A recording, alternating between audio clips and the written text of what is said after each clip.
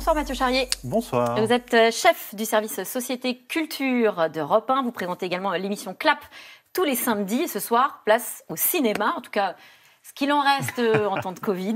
46e cérémonie des Césars qui va se tenir ce soir depuis le théâtre de l'Olympia, diffusée en direct, mais dans une ambiance quand même un peu spéciale, tout comme la bande-annonce d'ailleurs. On regarde. 2020.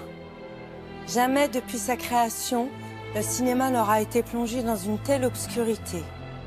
Pas l'obscurité réconfortante, dépaysante, exaltante des salles de cinéma, pas cette obscurité qu'on aime tant parce qu'elle nous sort de nos vies, de nous-mêmes et nous rassemble, mais l'obscurité d'une lumière éteinte, d'une porte close, d'un rendez-vous manqué. Une porte close, un rendez-vous manqué. C'est quand même une situation inédite, Mathieu Charrier. Oui, mais on n'avait jamais vu ça, des salles de cinéma totalement fermées. Même pendant la guerre, les salles de cinéma étaient restées ouvertes à certains endroits dans le pays. Là, un cinéma totalement à l'arrêt, c'est tout simplement du jamais vu. Et donc, effectivement, un écran noir, des salles fermées.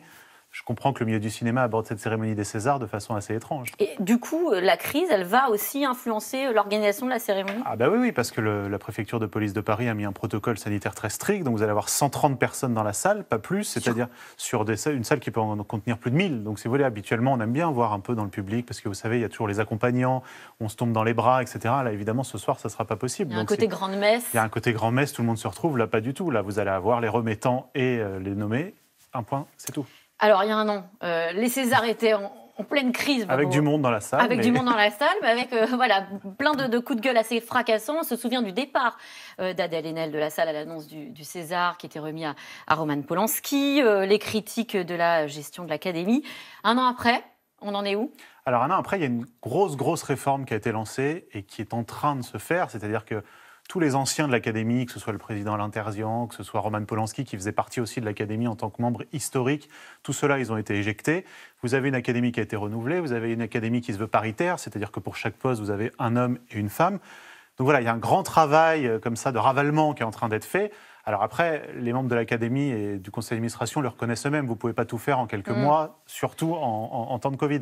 Mais voilà, il y a un travail qui est fait. Maintenant, ils veulent s'attaquer un petit peu plus aussi à rajeunir cette Académie, à y faire entrer plus de diversité. Voilà, tout ça va se faire petit à petit, mais il y a pour une fois, et ça fait longtemps qu'il n'y avait pas eu ça dans l'Académie des Césars, un vrai travail de rénovation qui est en cours. Visiblement avec encore un peu de boulot, comme vous le dites, puisque Éric Toledano, qui est le vice-président, dit qu'il faut débarrasser les Césars de leur image toxique. Ça va quand même pas super bien non plus. Non, l'image toxique, elle est liée effectivement au cas de Polanski, elle est liée, on ne va pas tout raconter, mais c'est vrai qu'il y a eu à chaque fois des soupçons de patriarcat, des soupçons de personnes écartées. De copinage, de personnes écartées parce qu'elles sont femmes, parce qu'elles l'ouvrent un petit peu trop, parce que...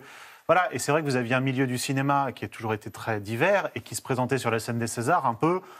toujours très blanc, toujours très masculin, toujours très... Ça, effectivement, il y a cette image toxique-là qui existe et qui est en train d'être changée, qui est en train d'évoluer. À Jacques César, quand même, ses coups de gueule, est-ce qu'on peut quand même si la situation est un peu inédite, s'attendre à des coups d'éclat ? On sait qu'Adèle Haenel a déjà dit qu'elle refusait de remettre un prix. Adèle Haenel ne sera pas là. Elle sera pas là. Après, des coups d'éclat, c'est toujours pareil. Il y a les vrais coups d'éclat et les coups d'éclat un petit peu calculés. Oui, ce soir, il va y avoir des prises de parole pour demander la réouverture des salles. Probablement que Roselyne Bachelot va en prendre un petit peu pour son grade. C'est Marina Foïs qui préside la cérémonie, qui présente, qu'on vient de voir, mais vous avez quand même à l'écriture Blanche Gardin et Laurent Lafitte.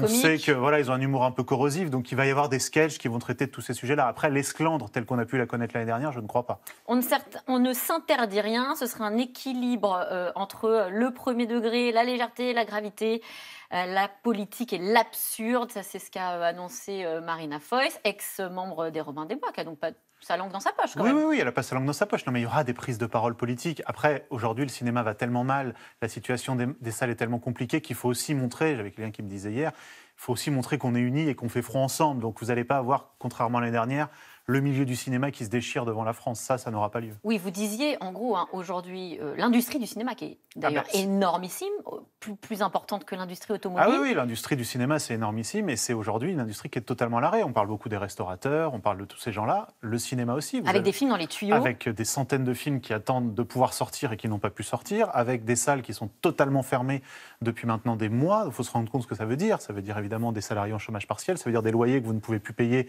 parce que quand vous êtes une petite salle, salle dans une petite ville, souvent l'exploitant, il paye son loyer, là, il ne peut plus le payer, les factures qui tombent. Donc vous avez toute une industrie. Et puis vous parliez des films. Il y a tellement de films maintenant qui sont prêts et qui attendent de pouvoir sortir que les tournages s'arrêtent aussi. C'est-à-dire que tous les films qui devaient se tourner dans les mois qui viennent, eh bien, les producteurs disent non, attendez, on met le haut là et on attend parce qu'on a déjà tellement de... Je veux dire, le tuyau est bouché. Et alors ce soir, bien sûr, des dizaines de films mis à l'honneur, mais des films, pour beaucoup, qui n'ont même pas été vus par le grand public.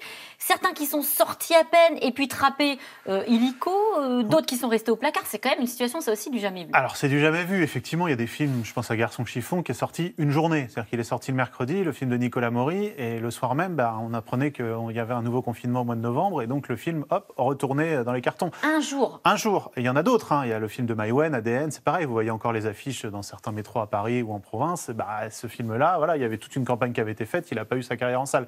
Ce qui peut être pris dans l'autre sens, c'est se dire que c'est aussi une chance, puisque si ce soir vous regardez la cérémonie, que vous voyez des films multiprimés et que vous avez envie de les voir, d'habitude, il faut les rattraper en DVD, en VOD, sur les chaînes de télé. Oui, mais ils sont déjà sortis. Parce qu'ils sont sortis plusieurs mois à l'avance.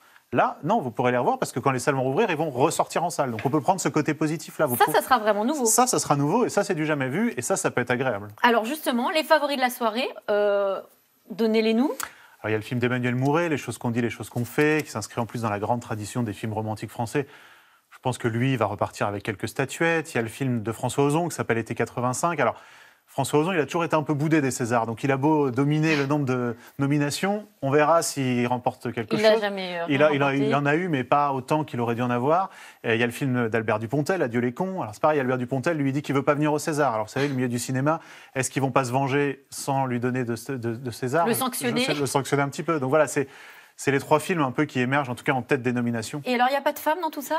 Alors, vous avez Antoinette dans les Cévennes, qui est réalisée par Caroline Vignal. Parce qu'on nous dit la parité, mais elle n'est pas très représentative. C'est très vrai. Vous avez une femme réalisatrice dans les meilleurs films, qui est celui-là, et vous avez qu'une femme qui est nommée dans la catégorie meilleur réalisateur-actrice, qui est Maïwenn pour ADN. Donc c'est vrai que... Mais c'est toujours le serpent qui se mord la queue, c'est-à-dire que c'est aussi en ayant plus de parité dans l'académie, en mettant plus en avant les femmes dans l'académie, que sans doute des jeunes femmes auront moins le plafond de verre, se permettront d'aller faire des études de réalisation. Vous savez, dans les écoles de cinéma, il y a une majorité de femmes, mais très souvent, elles finissent pas dans les spécialités réalisation. Elles finissent en scénario, en équipe technique, parce qu'elles n'osent pas, elles se retiennent, parce qu'il y a ce plafond de verre et ce patriarcat dans le milieu du cinéma. Voilà, tout ça est en train d'évoluer. Donc oui, il n'y a pas assez de femmes dans les nommés, notamment meilleurs films et meilleurs réalisateurs et réalisatrices. Mais voilà, on espère que tous ces changements qui sont en train de s'opérer dans les mois et les années qui viennent vont faire que les femmes vont enfin accéder. Mais il y a tous les ans aussi le même débat pendant le Festival de Cannes. On dit qu'il n'y a pas assez de femmes. Et c'est vrai qu'il n'y a pas assez de femmes. Mais quand vous en parlez à Thierry Frémaux, délégué général, il vous répond oui, mais c'est parce que je ne reçois pas beaucoup de films de femmes. Donc voilà, il faut que tout ça se dépoussière un petit peu. Petit à petit, alors... Un coup de cœur peut-être, le vôtre, ou un pronostic ?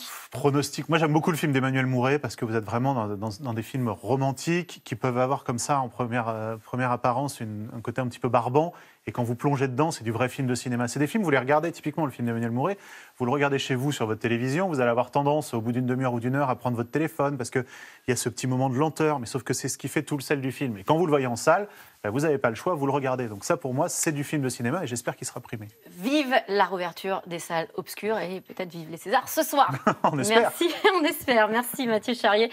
Je rappelle que vous êtes chef du service Société Culture sur Europe 1 et puis aussi vous présentez l'émission Clap tous les samedis. Et ce samedi-là, c'est à 14h. Et d'ailleurs, vous allez revenir sur l'histoire des Césars. On est bien obligé. Merci à vous. Tout de suite, c'est dans l'air. Bonne émission à vous.